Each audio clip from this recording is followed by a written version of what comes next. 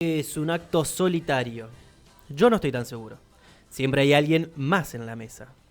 No paga alquiler, no trae facturas, pero opina. Y opina fuerte. Aunque casi no se escuche. Porque no grita, susurra.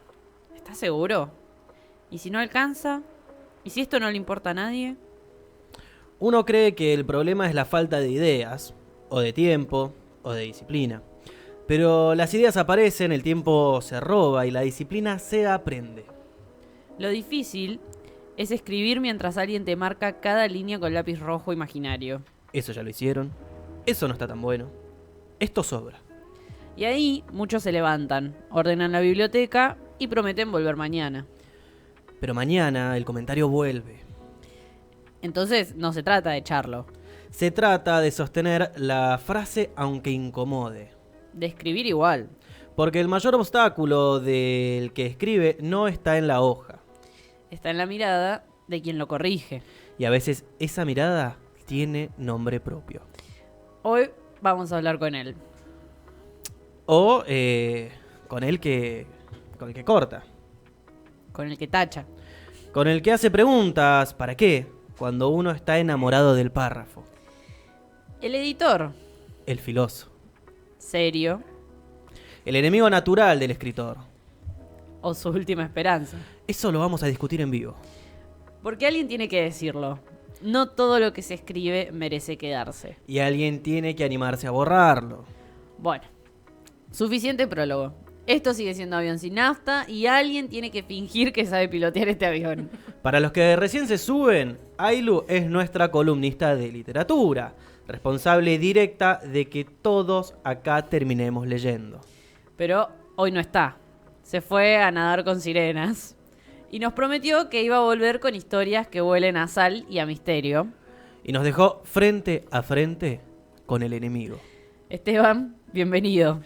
Prometemos no encariñarnos con nuestras propias frases, Mentira. Sí, nos vamos a encariñar. pero vos podés tacharlas. Si te animás. Nosotros abrimos el micrófono. Y vemos si el avión resiste la edición. Bienvenido, Noax, Esteban.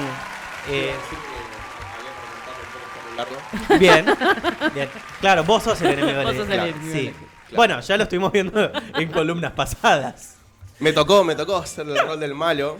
Te sale muy bien ser el antagonista. Yo creo que me sale bien porque hablo con hechos. Y los hechos, sí, son realidad. Y la realidad muchas veces no gusta. No, es la voz. La voz también puede ser.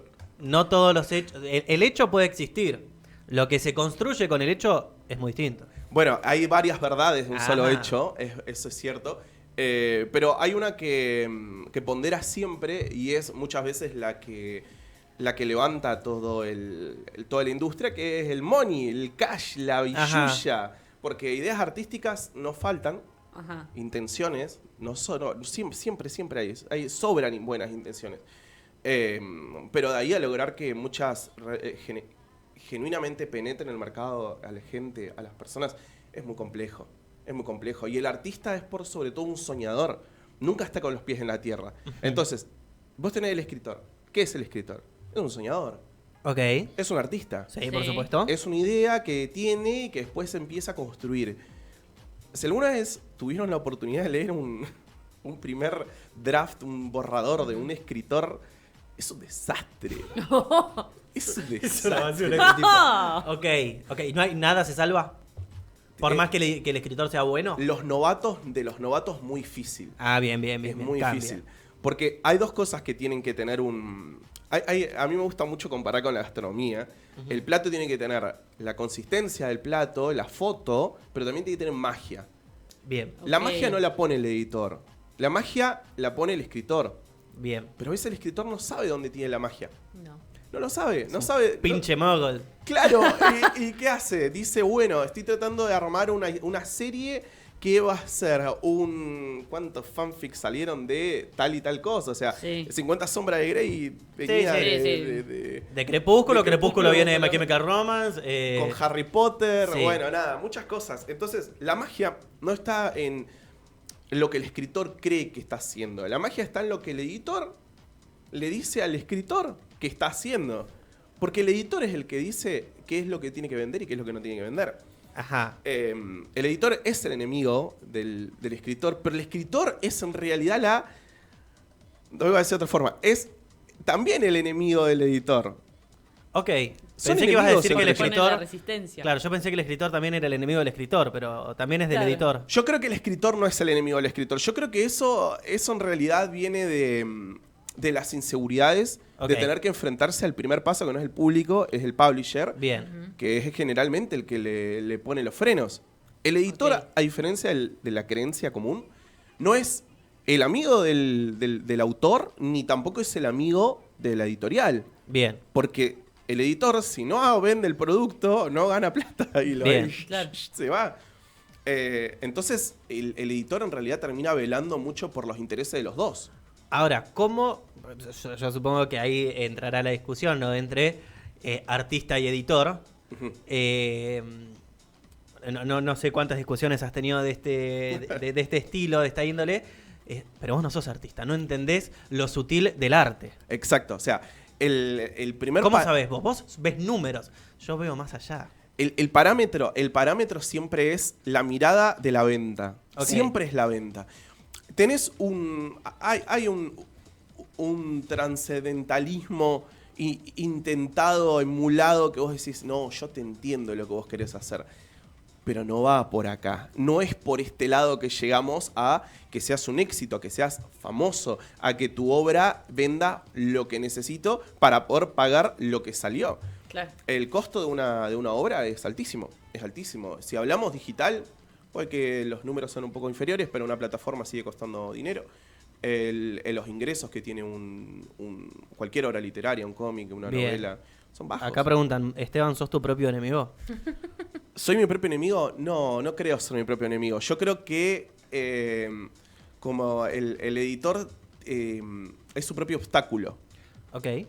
Es porque una vez en una conferencia de una editorial que se llama El Pingüino Helado o algo parecido, no recuerdo el nombre en inglés, habló uno de los editores principales que decía que su mayor virtud era que escuchaba. Ajá. Y me parecía muy pretencioso en el momento que lo escuché, porque incluso lo busqué para tratar de inspirarme, decir, a ver cómo se hace de ser un Sí. buen editor. Pero con el tiempo empecé a entenderlo. El editor no sabe un carajo. El Bien. editor no sabe lo que está hablando. Cuando viene alguien con una idea que vos no tenés absolutamente, no leíste nada, nunca preguntaste, no te informaste, y por más de que vos tengas los números de marketing, tengas todo, vos no podés construir una comunidad sobre algo que ya está construido. Ellos saben lo que hablan. Y ahí vienen algunos de los grandes casos de fracaso. Entonces, Ajá. yo tengo dividido hoy para hablar de dos cosas distintas, los éxitos y los fracasos. Y algunos casos muy curiosos. Bien. Porque yo creo que el editor cumple una función que es que lo que ustedes leen, ven y escuchan salga bien. Ok. Porque si les tocara en crudo, no lo leen, no lo escuchan. Todas esas magias y esas cosas, esos libros bonitos y esas palabras bellas están recontra organizadas. Seguro, el escritor profesional, el que ya sabe, el que ya vendió, el que tiene 50 horas detrás, ¿qué le vas a decir a ese tipo? No le vas a decir a Messi cómo jugar, Ok. pero le vas a decir dónde pararse. Eso es distinto. ¿Qué quieren? ¿Fracasos o éxitos primero? Vamos por lo negativo. Vamos por lo Fracasos, negativo, empezamos por lo positivo. triste. Sí. Bien, Ah, yo iba a fracasos. dejarlo interesante. Ah, bueno, Vamos por fracasos. A ver, ustedes Lo que- son los conductores principales. Yo No, también no, estoy está bien. acá, somos indecisos. Bueno, busqué varios casos, Bien. investigué algunos, yo ya los conocía, que fueron los que en algún momento impulsaron la conversación también con otros escritores, porque con el que más me toca pelear a mí en mi trabajo es con el escritor, no tanto con el ilustrador. El ilustrador ya asume que no tiene poder en todo este proceso, está rendidísimo, tanto en los cómics como en el manga y como en las ilustraciones de libros también. Está rendido. Claro. Llega cada pedido bizarro que no sabe por dónde arrancar, que ya el lápiz no es de él, no es de él, es de La Plata. Bien. Después tienen sus propias obras y demás que yo creo que viven Para despuntar el vicio. Claro, viven frustrados. Está bien. Es como que te obliguen todo el tiempo a hablar de algo que no te gusta. ¡Ay! No, mentira. Es un chiste. Entrevistaba a personas que no caen No, bien. por favor. ¿Qué Todas estás deben, diciendo? todas deben ser de calidad. Obvio, por supuesto, empatizo con todos. Bueno, voy a empezar con la primera. Tengo, Sí. tengo un machetito porque hay muchas cosas que no las tengo tan interiorizadas. Pero sí con una que conocía. Es uno de los casos más de estudio que se usan incluso a modo de ejemplo. Que hablamos de uno de los más grandes, que es Stephen King. Bien. Ajá. Stephen King obviamente tuvo muchísimos editores y tuvo muchísimos problemas con las editoriales. Es un tipo que cree que todo lo que hace es oro, muy egocéntrico. Bueno, hoy en día tiene con qué. Siempre tuvo con qué. Claro. Siempre tuvo con qué. Porque trató de irse de la norma y el problema es que venía de inspirarse por Lovecraft, Sí. que Lovecraft era un genuino esquizofrénico. Sí. No podés igualar la esquizofrenia porque esas son las Porque no. neuronas haciendo mal la sinopsis, ¿viste? Claro. Si la sinopsis se hace mal. Entonces, Stephen King siempre fue muy egocéntrico. Y uno de sus puntos en contra es que él trataba de hacer todo por su cuenta. Lo vemos con las películas de los 90, es un desastre. Pocas películas de los 90 Ay, para mí son las mejores las películas de los 90. No, pero en las ¿Cuáles? son nostálgicas a nosotros. No, pero en las películas en las que él participó Ah, activamente. ok. Claro, las que Estamos fue- hablando de Stephen De King. Stephen las King. películas. Stephen Sí, King sí, como sí, sí. director Ok. de los 90 cuando él decidía ser director. Hay una Ok. película de unos autos que tienen cara, unos camiones. Uy, eso no la tengo. Cars. Vamos a decirle Transformers. Cars. Vamos a decirle Bien. Cars de terror. Ok. Herbie a toda marcha. Entonces el egocentrismo de él siempre fue muy grande. Pero tenía con qué. Porque no escribió una sola obra y la trató de hacer popular. Escribió más de 50 obras, de las cuales por editor pasaron todas y fueron recorte, recorte, recorte. Y el caso más conocido de un problema fue con The Stand, que la primera edición tuvo 150.000 palabras censuradas. Wow. Yo no conozco 150.000 palabras que use. ¿Viste? Son muchas palabras. Hubo muchas pérdidas de escenas y la construcción de la historia cambió de tal forma que él no reconocía la obra. Ajá. Y tuvo dos formas de verlo esto, porque la primera fue durante. En el durante, la conversación con el editor es fuerte. Vos no entendés nada. Claro. Sos un No la la vengas a hablar la. de mi libro. La la la la la la la. Sí. Giles de mí. Y, sí. y 150.000 palabras censuradas. Claro, claro. Y muchas veces el editor también peca de arrogante. Porque que él tenga la posibilidad de decir que no y dónde poner la tinta roja, no lo hace tener razón. No. Volvemos a este tipo del pingüino frío, que creo que se llama The Cold Penguin. Después lo voy a averiguar bien. A ver. Que él decía esto de su mayor virtud es escuchar. Bueno, el editor generalmente no escucha. Viene con... él es el mediador, como dije, entre la editorial y el escritor. Claro. Pero vela por sus propios beneficios. Muchos editores firman porcentajes de ganancia en lugar de sueldos. Entonces, Ok. tienen un sueldo para que, sí, come tranquilo. Pero si haces un éxito, te llevas plata, ¿eh? Claro. Entonces laburan mucho más, se queman la cabeza, bueno. Acá, ¿qué pasó con 150.000 palabras censuradas, de las cuales muchos se borraron y otras se perdieron? La construcción de la historia cambió tanto Ajá. que en el proceso Stephen King lo peleaba. Después dijo, está bien, cambia lo que creas que tenés que cambiar. Y cuando termina la obra y la ve editada y la ve impresa, dice, ¿qué carajo es esto? Esto no es lo que yo escribí, Bien. esto no es lo que yo esperaba. Y tiempo después, mucho tiempo después, cuando empieza a tomar más control sobre sus obras, dice, vamos a poner mi versión. La conclusión, ninguna de las dos vendió más que la otra. No es que por hacer un cambio de 150.000 palabras vendió menos, porque ya tenía el nombre. Pero sí venía un problema literario. Y ahí es donde lo que se habló una vez de las traducciones, que habían Sí, errores. Bueno, sí. acá habían errores porque la traducción fue al mismo idioma, pero fue el editor a la obra. Él la entendió de una manera y fue de otra. Bien.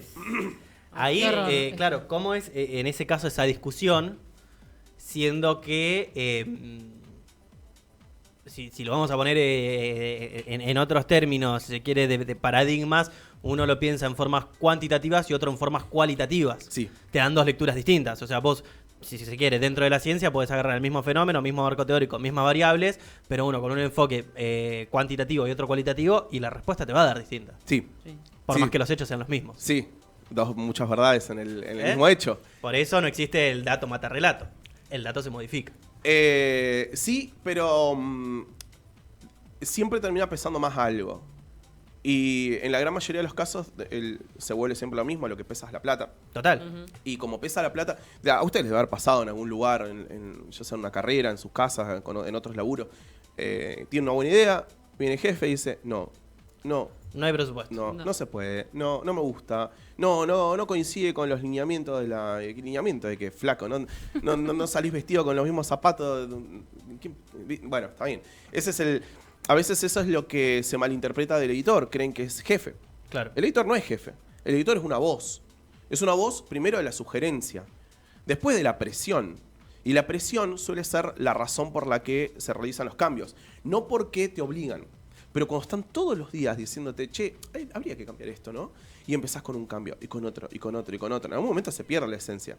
Ahí es cuando el editor mete más mano de lo que debería meter, y el lápiz ya deja de escribir lo que está escribiendo y empieza a escribir para terminar. Y casos como esos, que es uno de los que incluso yo vengo a dejar como recomendación al final, y probablemente lo leyeron, y por eso lo traigo como recomendación, que es Fahrenheit 451. Ajá, ¿Lo leyeron? ¿Lo leyeron? No, en la secundaria generalmente es una... Es uno de los libros que uno más da. Justo en mi colegio, No, ese no me lo dieron. ¿No te lo dieron? No. ¿A ustedes se los dieron? Ray Bradbury. Sí, de Ray Bradbury. Fahrenheit 451, que incluso después tuvo algunas readaptaciones. Es un caso también de estudio muy famoso dentro del mundo editorial, porque se hizo una versión que se llamó versión escolar.